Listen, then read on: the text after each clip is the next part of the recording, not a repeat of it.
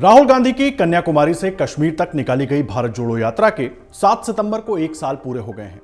भारत जोड़ो यात्रा खत्म होने के बाद कांग्रेस ने दावा किया था कि 7 सितंबर से 30 जनवरी के बीच 135 दिनों में राहुल गांधी ने कन्याकुमारी से लेकर कश्मीर तक प्यार का संदेश दिया।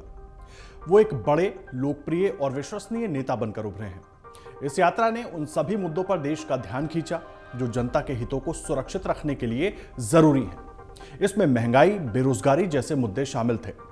तो देश की संवैधानिक संस्थाओं को बचाने का मुद्दा भी प्रमुख रूप से इस पूरी यात्रा में शामिल था।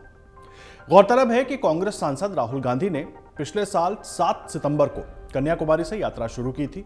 145 दिन तक चली 4000 किलोमीटर लंबी इस यात्रा का अंत 30 जनवरी को जम्मू कश्मीर के श्रीनगर में हुआ था। आपको बता दें कि इस यात्रा के दौरान राहुल गांधी ने 12 सार्वजनिक सभाओं को संबोधित किया था। वहीं 100 से ज्यादा बैठकें और 13 प्रेस कॉन्फ्रेंस को संबोधित किया था। उन्होंने चलते हुए 275 से ज्यादा चर्चाओं में हिस्सा लिया, जबकि कहीं कहीं रुककर करीब 100 से ज्यादा चर्चाएं की। 7 सितंबर को तमिलनाडु के अंतिम छोर कन्याकुमारी से शुरू हुई राहुल गांधी की यात्रा 14 राज्यों के 75 जिलों से होकर कश्मीर पहुंची थी। कन्याकुमारी से श्रीनगर तक राहुल गांधी के साथ इस दौरान 204 भारतीय यात्री लगातार साथ रहे थे। इसके अलावा तमाम देश भर के लोग, देश भर के कार्यकर्ता उनके साथ जुड़ते रहे। ये यात्रा तमिलनाडु, केरल, कर्नाटक, तेलंगाना, आंध्र प्रदेश, महाराष्ट्र, मध्य प्रदेश, राजस्थान, हरियाणा, दिल्ली, उत्तर प्रदेश, पंजाब, हिमाचल प्रदेश और जम्मू कश्मीर से होकर गुजरी थी। वहीं भारत जोड़ो यात्रा की पहली वर्षगांठ पर कांग्रेस ने बताया कि यह राहुल गांधी के लिए मन की बात जैसा भाषण अभ्यास नहीं, बल्कि जनता की चिंता सुनने का अवसर था, जो अभी भी अलग अलग तरीकों से अलग अलग रूपों में जारी है। यह यात्रा भारतीय राजनीति में परिवर्तनकारी साबित हुई है। वहीं यात्रा के 1 साल पूरा होने पर कांग्रेस के पूर्व अध्यक्ष राहुल गांधी ने कहा कि देश में नफरत खत्म होने तक यात्रा लगातार जारी रहेगी। कांग्रेस सांसद राहुल गांधी ने भारत जोड़ो यात्रा शुरू होने के 1 साल पूरा होने पर कहा कि एकता और प्रेम की ओर भारत जोड़ो यात्रा के करोड़ों कदम देश के बेहतर कल की नींव बन गए हैं। सोशल मीडिया पर साझा किए गए एक पोस्ट में राहुल गांधी ने कहा कि यात्रा जारी है जब तक नफरत खत्म नहीं हो जाती और जब तक भारत एकजुट नहीं हो जाता। ये मेरा वादा है। ये सब कुछ राहुल गांधी ने ट्वीट के जरिए कहा। वहीं कांग्रेस महासचिव जयराम रमेश ने कहा, इस यात्रा ने बढ़ती आर्थिक असमानताओं, बढ़ते सामाजिक ध्रुवीकरण और गहराते हुए राजनीतिक अधिनायकवाद पर ध्यान केंद्रित किया है।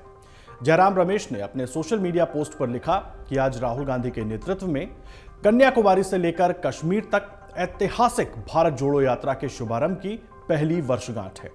श्री पेरम्बदूर में अपने पिता को श्रद्धांजलि देने के बाद वो कन्याकुमारी में विवेकानंद रॉक मेमोरियल, तिरुवल्लुर में स्टैचू कामराज मेमोरियल और गांधी मंडपम गए थे।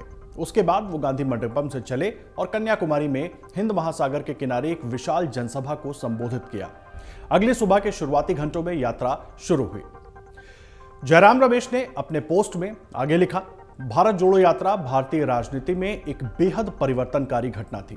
ये यात्रा बढ़ती आर्थिक असमानताओं, बढ़ते सामाजिक ध्रुवीकरण और राजनीतिक तानाशाही जैसे विषयों पर केंद्रित थी। राहुल गांधी ने यात्रा के दौरान अपने मन की बात नहीं, बल्कि इस अवसर का इस्तेमाल जनता की चिंता को सुनने के लिए किया। ये यात्रा अलग अलग रूपों में आज भी जारी है।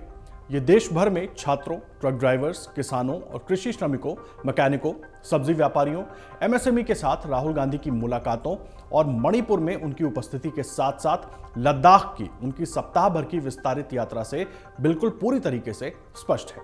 आपको बता दें कि 7 सितंबर 2022 को कन्याकुमारी से शुरू हुई राहुल गांधी की भारत जोड़ो यात्रा 30 जनवरी 2023 को कश्मीर में खत्म हुई थी। कहा जाता है कि भारत जोड़ो यात्रा के जरिए कांग्रेस देश भर में राहुल गांधी को गंभीर छवि वाले नेता के रूप में प्रोजेक्ट करने में कामयाब हो गई है। साथ ही आपको बता दें कि भारत जोड़ो यात्रा के दौरान राहुल गांधी मीडिया की सुर्खियों में भी खूब छाए रहे थे। लगातार 145 दिनों तक राहुल गांधी का पैदल चलना मीडिया और सोशल मीडिया की सुर्खियों में बना रहा। यात्रा के दौरान अपनी टी शर्ट को लेकर के भी राहुल गांधी खूब सुर्खियों में बने रहे। ठंड में टी शर्ट पहनकर यात्रा करना भी चर्चा में रहा।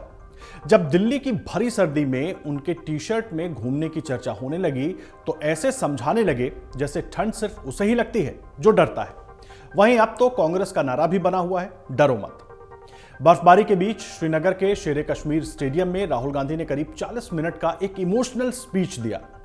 राहुल ने कहा था कि मैं जब व्हाइट टी शर्ट पहनकर निकला तो एक ही बात दिमाग में आई, ज्यादा से ज्यादा क्या हो सकता है, व्हाइट टी शर्ट लाल हो जाएगी। कांग्रेस ने भारत जोड़ो यात्रा के पहले चरण को काफी सफल माना था।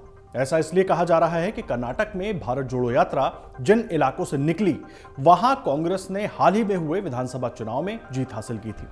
कांग्रेस दावा कर रही है कि इस यात्रा के बाद से लोगों के मन में राहुल गांधी की छवि बदली है।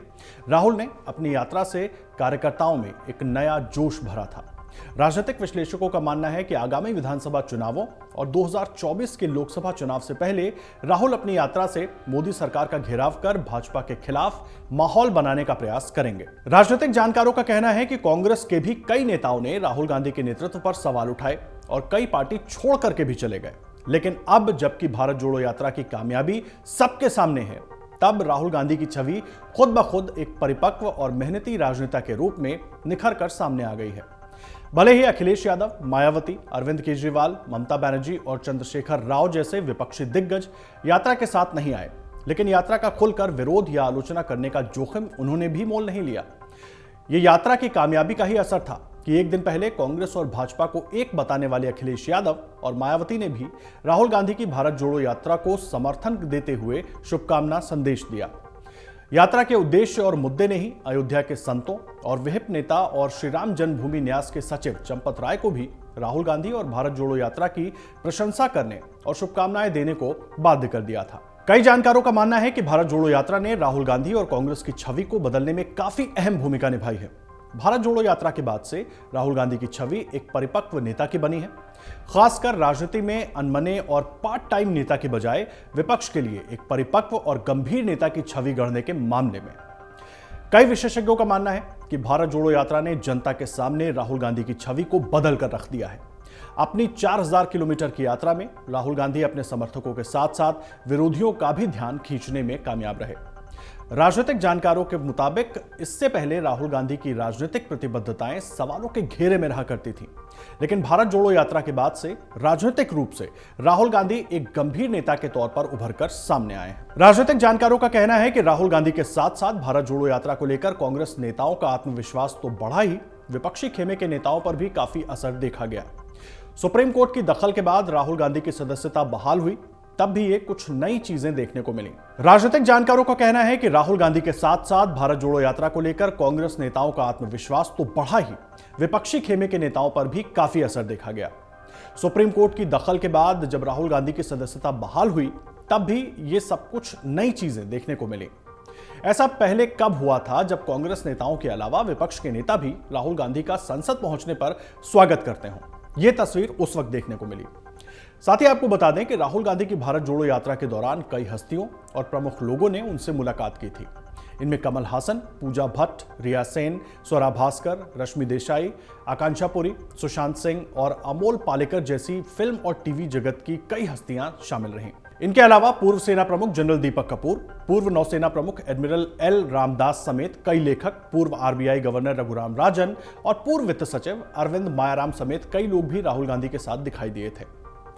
वहीं राजनीति के जगत से फारूक अब्दुल्ला, उमर अब्दुल्ला, पीडीपी चीफ महबूबा मुफ्ती, आदित्य ठाकरे, प्रियंका चतुर्वेदी, संजय राउत और एनसीपी नेता सुप्रिया सुले जैसे कई दिग्गज विपक्षी नेता भी मार्च के दौरान अलग अलग समय पर राहुल गांधी के साथ इस यात्रा में शामिल हुए। गौरतलब है कि 2014 के लोकसभा चुनाव ने कांग्रेस के लिए सब कुछ बदल कर रख दिया था।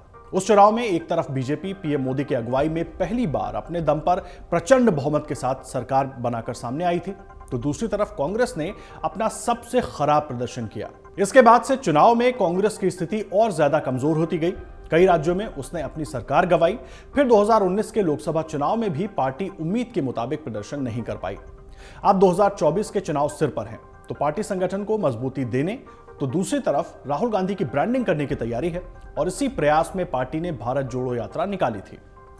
2024 का चुनाव अभी थोड़ा दूर है, उससे पहले इसी साल कई राज्यों में विधानसभा चुनाव की परीक्षा से भी गुजरना है। ऐसे में पार्टी को सही मायनों में खुद का सियासी भविष्य बदलना है तो इन चुनावों में जीत कर दिखाना होगा, फिर चाहे वो राजस्थान, मध्य प्रदेश हो या फिर छत्तीसगढ़। और इतना ही नहीं, 2023 में होने वाले राज्यों के चुनाव में कांग्रेस और बीजेपी के बीच सीधा मुकाबला है। अमर उजाला अब आपके टीवी पर भी। अपने स्मार्ट टीवी पर YouTube पर सर्च करें अमर उजाला, चैनल सब्सक्राइब करें और देखें ताजा खबरें, वो भी HD क्वालिटी में। और हाँ, बेल आइकन दबाना ना भूलें ताकि हर खबर हो आपके घर। अमर उजाला, निष्पक्ष, निर्भीक, निरंतर।